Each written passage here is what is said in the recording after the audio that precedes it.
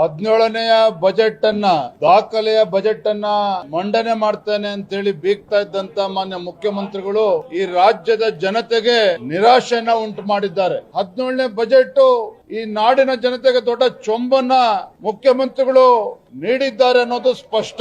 ನಾನು ಮಾನ್ಯ ಮುಖ್ಯಮಂತ್ರಿಗಳು ಬಜೆಟ್ ಅನ್ನ ಓದ್ತಾ ಇರುವಂತ ಸಂದರ್ಭದಲ್ಲಿ ಹಾಗೆ ಆಡಳಿತ ಪಕ್ಷದ ಶಾಸಕರುಗಳನ್ನ ಗಮನಿಸ್ತಾ ಇದ್ದೆ. ಯಾವುದೇ ಶಾಸಕರಲ್ಲಿ ಈ ಬಜೆಟ್ ಬಗ್ಗೆ ಆಸಕ್ತಿ ಇಲ್ಲದೆ ಇರತಕ್ಕಂಥದ್ದು ಸ್ಪಷ್ಟವಾಗಿ ಕಾಣ್ತಾ ಇತ್ತು. ನಾನು ಹೆಸರನ್ನ ಉಲ್ಲೇಖ ಮಾಡೋದಕ್ಕೆ ಹೋಗೋದಿಲ್ಲ.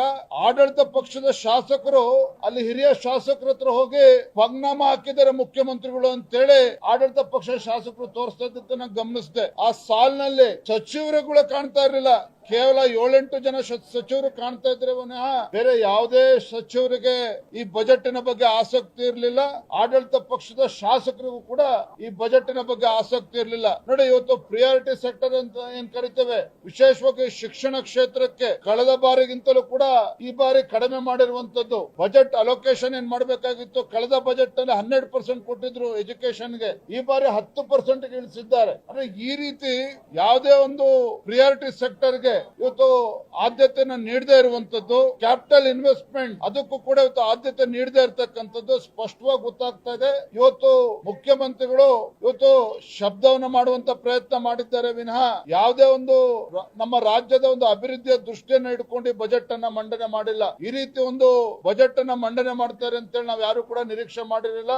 ರೈತರ ಬಗ್ಗೆನೂ ಕೂಡ ಏನು ಕಾಳಜಿನ ತೋರಿಲ್ಲ ಮಾನ್ಯ ಮುಖ್ಯಮಂತ್ರಿಗಳು, ಹಣಕಾಸಿನ ಸಚಿವರು. ಯುವಕರಿಗೆ ಆದ್ಯತೆಯನ್ನು ನೀಡ್ತಾರೆ, ಉದ್ಯೋಗ ಅವಕಾಶಕ್ಕೆ ಒಂದು ಪೂರಕವಾಗಿರ್ತಕ್ಕಂಥ ಬಜೆಟ್ ಅನ್ನ ಕೊಡ್ತಾರೆ ಅಂತ ಅನ್ಕೊಂಡಿದ್ವಿ. ಅದಕ್ಕೂ ಕೂಡ ಅವಕಾಶನ ನೀಡದೇನೆ ತಮ್ಮ ಪಂಚ ಗ್ಯಾರಂಟಿಗಳಿಗೆ ಹಣವನ್ನ ಕ್ರೋಢೀಕರಿಸೋದಕ್ಕೆ ಸಾಧ್ಯ ಆಗದೇನೆ ಪದೇ ಪದೇ ಅವರು ಅಬಕಾರಿ ಇಲಾಖೆ ಮೇಲೆ ಇವತ್ತು ಡಿಪೆಂಡ್ ಆಗಿರುವಂತದ್ದು. ಈ ಬಾರಿನೂ ಕೂಡ 45,000 ಕೋಟಿ ರೂಪಾಯಿಗಳನ್ನ ನಿರೀಕ್ಷೆಯನ್ನ ಮಾನ್ಯ ಮುಖ್ಯಮಂತ್ರಿಗಳು ಅಬಕಾರಿ ಇಲಾಖೆಯಿಂದ ನಿರೀಕ್ಷೆ ಮಾಡ್ತಾ ಇದ್ದಾರೆ.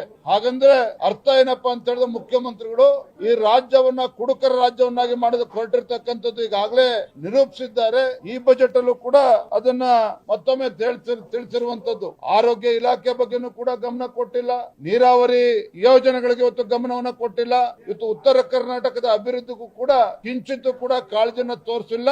ಅಷ್ಟೇ ಅಲ್ಲ, ಮಾನ್ಯ ಮುಖ್ಯಮಂತ್ರಿಗಳ ಜನ್ಮ ಕೊಟ್ಟಿರ್ತಕ್ಕಂತ ಮೈಸೂರು ಜಿಲ್ಲೆಗೂ ಕೂಡ ಯಾವುದೇ ಒಂದು ಕೊಡುಗೆಯನ್ನು ಕೊಟ್ಟಿಲ್ಲ. ಕರಾವಳಿ ಭಾಗವನ್ನು ಸಂಪೂರ್ಣ ನಿರ್ಲಕ್ಷಿಸಿದ್ದಾರೆ. ಕಾರಣ ಏನು, ಇವತ್ತು ಕರಾವಳಿ ಭಾಗ ಅಂತ ಹೇಳಿದ್ರೆ ಭಾರತೀಯ ಜನತಾ ಪಾರ್ಟಿಗೆ ಒಂದು ದೊಡ್ಡ ಶಕ್ತಿಯನ್ನ ಕೊಟ್ಟಿದೆ ಅನ್ನುವ ಒಂದೇ ಒಂದು ಕಾರಣಕ್ಕೆ ಕರಾವಳಿ ಭಾಗವನ್ನು ಉಲ್ಲೇಖವನ್ನು ಕೂಡ ಅವರು ಮಾಡಿಲ್ಲ. ಹಾಗಾಗಿ ಕರಾವಳಿ ಭಾಗ ಇರ್ಬೋದು, ಉತ್ತರ ಕರ್ನಾಟಕ ಇರ್ಬೋದು, ಮಧ್ಯ ಕರ್ನಾಟಕ ಇರ್ಬೋದು, ಹಳೆ ಮೈಸೂರು ಭಾಗ ಇರ್ಬೋದು, ಇಡೀ ಕರ್ನಾಟಕದ ಸಮಗ್ರ ಅಭಿವೃದ್ಧಿಯ ದೃಷ್ಟಿಕೋನ ಇಲ್ಲದೆ ಇರತಕ್ಕಂತ ಒಂದು ಬಜೆಟ್ ಅನ್ನೋದನ್ನ ನಾನು ಈ ಸಂದರ್ಭದಲ್ಲಿ ಹೇಳೋದಕ್ಕೆ ಇಚ್ಛೆ ಪಡ್ತೇನೆ.